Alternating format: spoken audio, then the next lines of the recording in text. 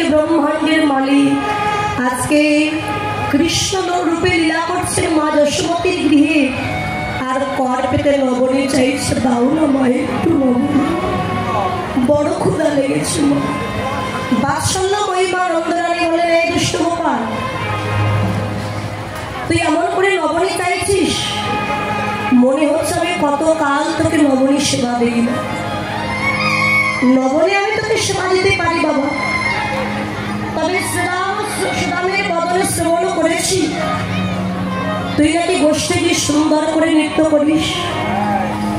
আমার সম্মুখে যদি তুই নৃত্য করতে পারিস গোপাল, তোর সামান্য কর কেন, উদার পরিপূর্ণ করে আমি তোকে ক্ষীরেশ্বর লবণী সেবা দেব। আমি তো রাজরানী, নবলক্ষ ধনুর পাল আছে আমার গৃহে, তোর সামান্য কর পূর্ণ করতে আমার সময় লাগবে না। গোপাল দেখছে মা, পুত্র রূপে না হয় তোমার কোলে আমি ধরা দিয়েছি মা, কিন্তু তুমি ভুলে গেছো আমি কে। আমার এই করকে তোমার সামান্য কর মনে হলো মা। তোমার যে অহংকার হয়েছে, অহংকার যদি চূর্ণ না করি কেউ তোমাকে দর্পহরে মধুসূদন গোবিন্দ বলবে না। মায়ের দর্প চূর্ণ করবার জন্য গোপাল বলছে, মা নৃত্য করলে আমাকে লবণে দেবে তো খেতে? আমি কথা দিচ্ছি গোপাল, কর নয়, তুই যতটা খেতে পারবি আমি ততটাই লবণী তোকে দেবো, উদর পরিপূর্ণ কর। ঠিক আছে মা, তা নৃত্য করবো, তাল না হলে তুই নৃত্য করা যায় কেন গোপাল? আমি তোর মা, করে করে তাল দেবো, তুই একবার নৃত্য কর গোপাল। ও একবার নাচি রে যাদু মনি, ও একবার নাচলে যাদু মনি, ও একবার নাচলে যাদু মনি, তুই যতই নাচবি ততই দিব ক্ষীরসার লবণী, যতই নাচবি ততই দিব ক্ষীরসার লবণী, যতই নাচবি ততই দিব ক্ষীরসার লবণী, তুই যতই নাচবি ততই দিব ক্ষীরসার লবণী। ও একবার নাচলে যাবি কোনা, ও একবার নাচলে যাবি কোনা, তুই যতই নাচবি ততই দিব ক্ষীরসার ছানা, যতই নাচবি ততই দিব ক্ষীরসার ছানা, তুই যতই নাচবি ততই দিব ক্ষীরসার ছানা, যতই নাচবি ততই দিব ক্ষীরসার ছানা। ও একবার নাচলে যাবি কোনা, ও একবার নাচলে যাবি কোনা, নাচে তা থই নাচে নন্দ দুলাল, কই করতালি কই রাঙা চরণে বাজে মন, নাচে তা থই নাচে তা থই নাচে নন্দ দুলাল, রাঙা চরণে বাজে মন, নিরোটা নাচে তা থই নাচে তা থই নাচে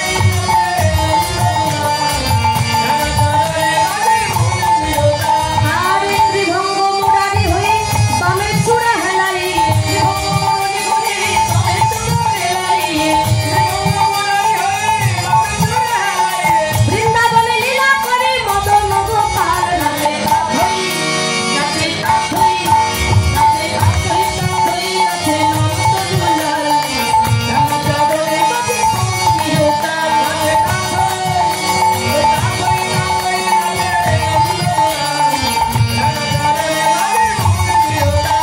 চন্দন তিলক লেখা গোপালের ভালে, মাথায় ধরে মায়ের পাখা নাচে তালে তালে, চন্দন তিলক লেখা গোপালের ভালে, মাথায় দিয়ে মায়ের পাখা নাচে তালে তালে, মুখে লয়া মধুর হাসি বাজায় মোহন বাঁশি, মধুর হাসি বাজায় মোহন বাঁশি, মুখে লয়া মধুর হাসি বাজায় মোহন বাঁশি, সুরের মায়ের প্রকৃতির পরে বেশামাল, নাচে নাচে তা থই নাচে তা থই নাচে নাচে নন্দ দুলাল, রাঙা চরণে বাজে মন, নিরোটা নাচে তা থই নাচে নাচে নন্দ দুলাল, রাঙা চরণে বাজে মন, নিরোটা।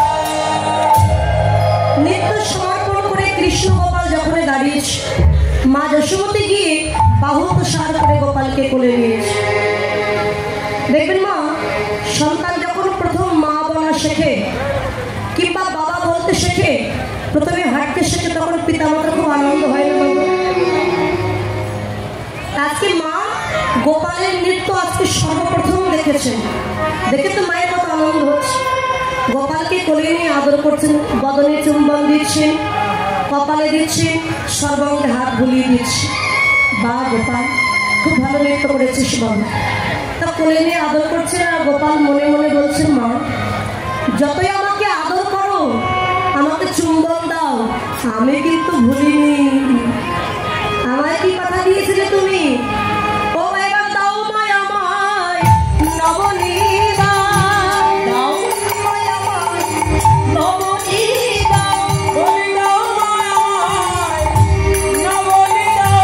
আমার বড় ক্ষুধা লেগেছে মা, দাও মায় আমায় নবনী দাও। আমার বড় ক্ষুধা লেগেছে মা, দাও মায় আমায় নবনী দাও। আমাকে নবনী দাও। যশোমতী মা বলো, দুষ্টু গোপাল, নবনী সেবা করবার কথা বলিসনি। ঠিক আছে, তুই কর পেতে দাঁড়া, আমি নবনী নিয়ে আসছি।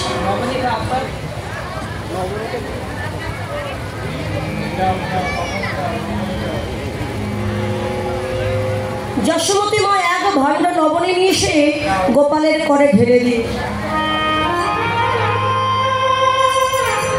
কিন্তু গোপালের কর পূর্ণ হলো না। মা মৃদু হেসে বলছে, বুঝেছি গোপাল, আর এক ভণ্ড লাগবে বুঝি। আর এক ভণ্ড নবনী নিয়ে এসে গোপালের, তবু গোপালের কর পূর্ণ হলো না। গৃহে যতগুলো নবনীর ভাণ্ড ছিল একে একে সব এনে গোপালের করে ঢেলে,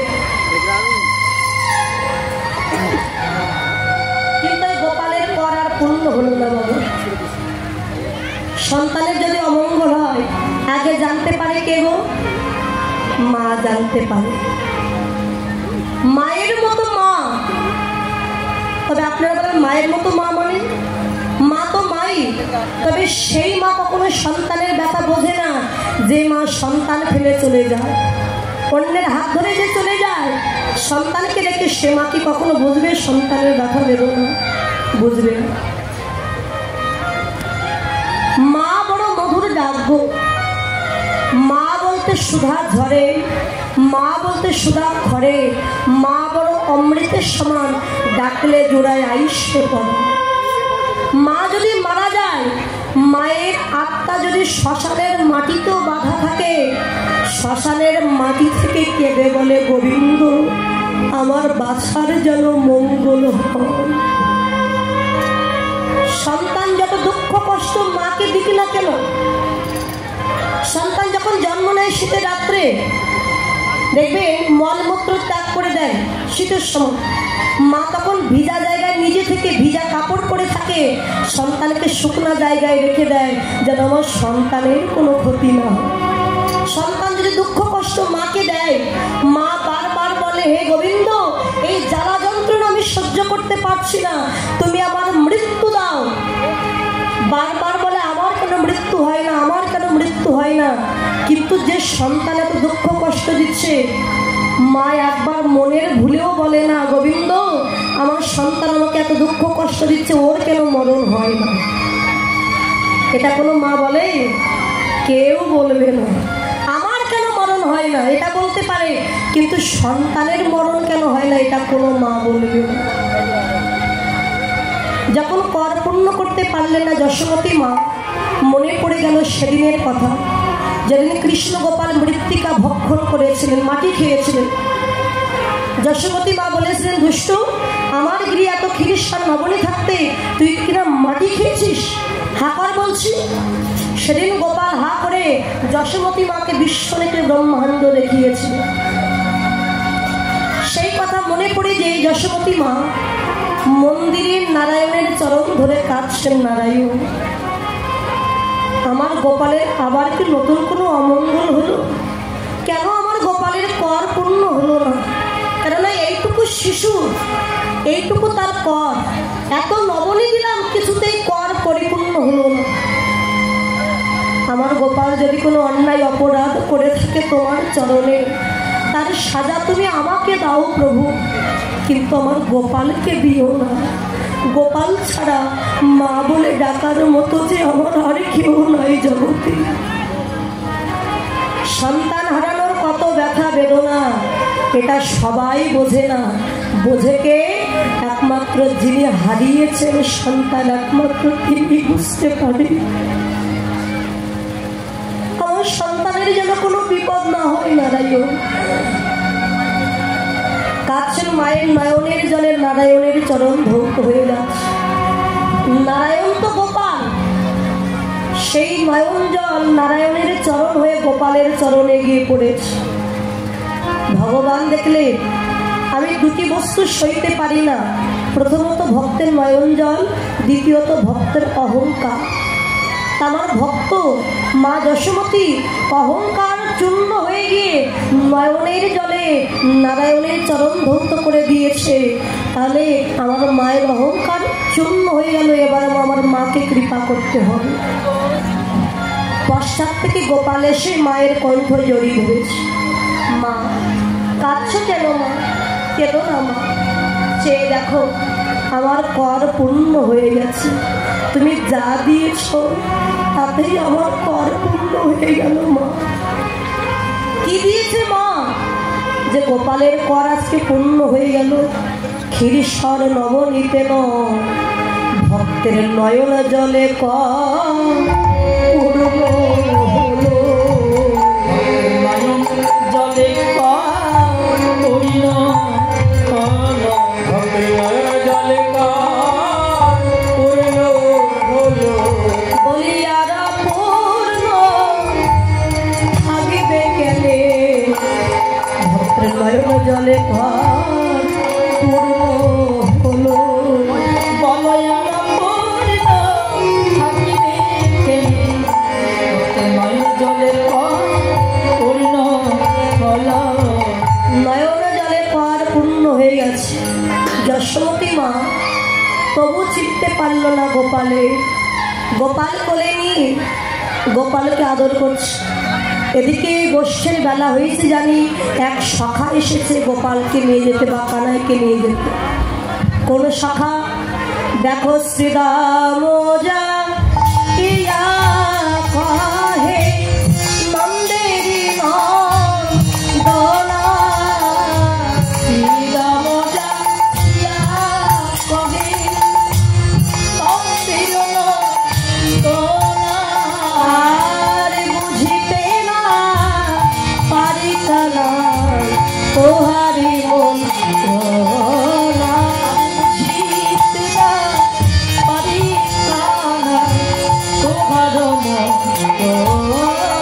কোনভাবে করিস গতাগতি,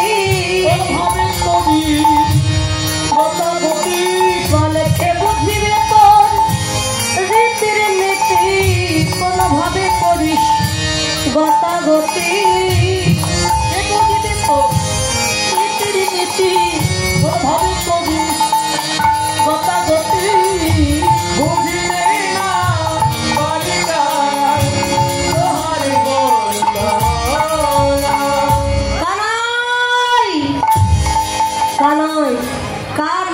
কোথায় নাই এমন কোনো জায়গা নাই যেখানে কৃষ্ণ নাই। আছে অনল অনিলে চিরন ভনিলে ভুদর সলিলে গহনে, আছে বিতপী লতায় জলধের গায় শশী তারকায় তপনে। সব জায়গায় তিনি আছেন। কৃষ্ণকে আনতে গেল কে? শ্রীরাম। এত সকা থাকতে শ্রীরাম আনতে গেল কেন? শ্রীরাম শব্দের অর্থ কি? তত্ত্বদর্শী বললেন শ্রী শব্দে সুন্দর, দাম শব্দে দেহ। সুন্দর দেহ যার জগতে সেই তো হল শ্রীরাম। সুন্দর দেখতে হয় যৌবন বয়সে। শিশুকালে কৃষ্ণ ভজে কৃষ্ণ পাইবার আসে, যৌবনে কৃষ্ণ ভজে আসে কিনা আসে, আর বৃদ্ধকালে কৃষ্ণ ভজে জমেরও তর আসে। শিশু বয়সে মন থাকে পবিত্র পরিষ্কার, সেখানে একবার যদি কৃষ্ণ ভক্তির অঙ্কুর হয় ওই গাছ আর কেউ মারতে পারে না। শিশু বয়সে কৃষ্ণ ভজনে বাহির হয়ে যৌবনকালে যদি কৃষ্ণের দেখা হয়ে যায় তার জীবন জনম ধন্য হয়ে যায়। তাই শ্রেষ্ঠ সময় হচ্ছে শিশুকাল, আর যৌবনকাল হচ্ছে কৃষ্ণ প্রাপ্তির বয়স। তাই শ্রীরাম এসেছে কৃষ্ণ নিতে, বলে এই তো ভজনের সময়, আর তুই এখনো মায়ের কোলে বসে আছিস, আমি এসেছি তোকে নিয়ে যেতে, চল ভজন পথে আমরা যাই, দেরি করিস। দেখবেন বাবা, কাঁচা মাটি পুকুর থেকে তুলে এনে যা তৈরি করবেন তাই তৈরি হবে। সেটা তৈরি করে রোদ্রে শুকিয়ে আগুনে আগুনে পুড়িয়ে ভেঙে যদি নতুন করে আবার বানাতে যান আর তৈরি হবে না, কেননা মাটি পেকে গেছে, পুড়ে গেছে। ঠিক তেমনি বৃদ্ধকাল হচ্ছে পোড়া মাটির মতো, নতুন করে আবার তৈরি করতে যাবে না, আর হবে না। শিশুকালটা শ্রেষ্ঠ। এ জগতে বংশে যদি একটা কৃষ্ণ ভক্ত সন্তান জন্ম নেয়, তার 14 পুরুষ যদি মনোগামী থাকে, 14 পুরুষ কিন্তু উদ্ধার হয়ে যায়। পিতা মাতা যদি কৃষ্ণ ভক্ত হয়, তাদের সন্তান কৃষ্ণ ভক্ত হবে। মাটি যদি ভালো হয়, ওই মাটিতে ভালো ফসল ফলে। কিন্তু মাটি যদি খারাপ হয়, মাটি আর এই মাটি যদি খারাপ হয়, ভালো বীজ রোপণ করলেও খারাপ হয়ে যায়। বাবা হলো বীজ, মা হলো ক্ষেত্র। জমি যদি খারাপ হয়, মানে বীজ যদিও খারাপ হয়, জমির গুণে ভালো ফসল হয়, কিন্তু এই জমিটাই যদি খারাপ হয়, ওই জমিতে কখনো ভালো ফসল ফলবে। আগেকার সময়ে যত মহাপুরুষের জন্ম হয়েছে, রামকৃষ্ণ দেবের জন্ম, বিবেকানন্দের জন্ম, বিদ্যাসাগরের জন্ম, কাজী নজরুল ইসলামের জন্ম আগেকার সময় হয়েছে, কিন্তু এখন আর হচ্ছে। এখন যে সন্তান হচ্ছে, সন্তান তো নয়, এসব শয়তান।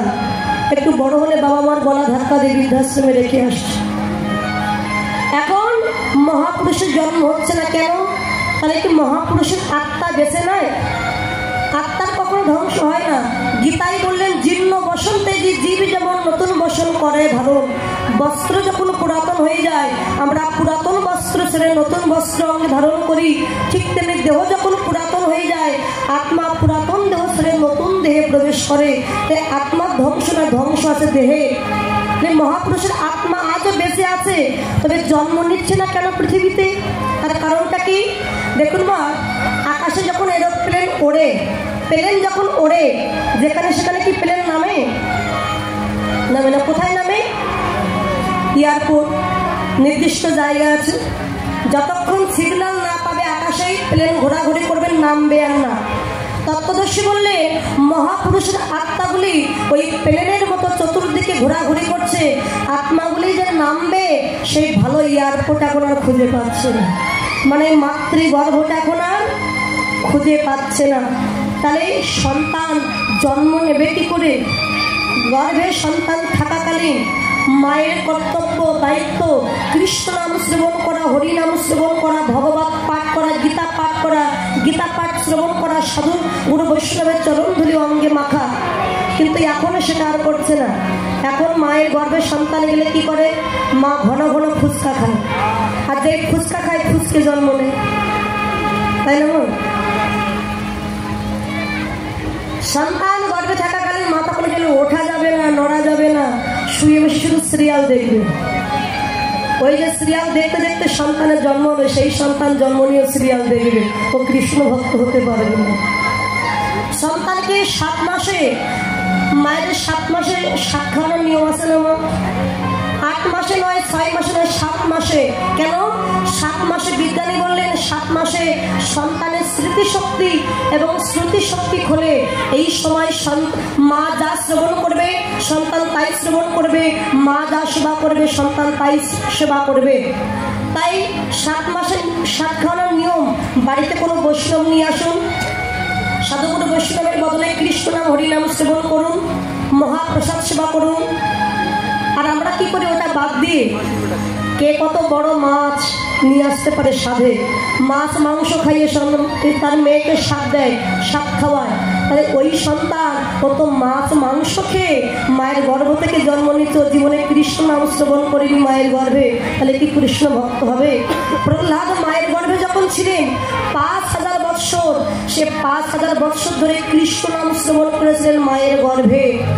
শ্রবণ করে অসুরের সন্তান হিরণ্যকশিপু, তার পিতার নাম, মায়ের নাম কয়াধু। পিতা অসুর হলো, পিতার জন্য নয় মায়ের জন্য সে হরি ভক্ত হয়ে জন্ম নিয়েছিলেন ভক্ত প্রহ্লাদ। এই জন্য গর্ভে সন্তান থাকাকালীন অবস্থায় যদি পারো একটু কৃষ্ণ নাম হরি নাম শ্রবণ করো, ভগবত পাঠ শ্রবণ করো।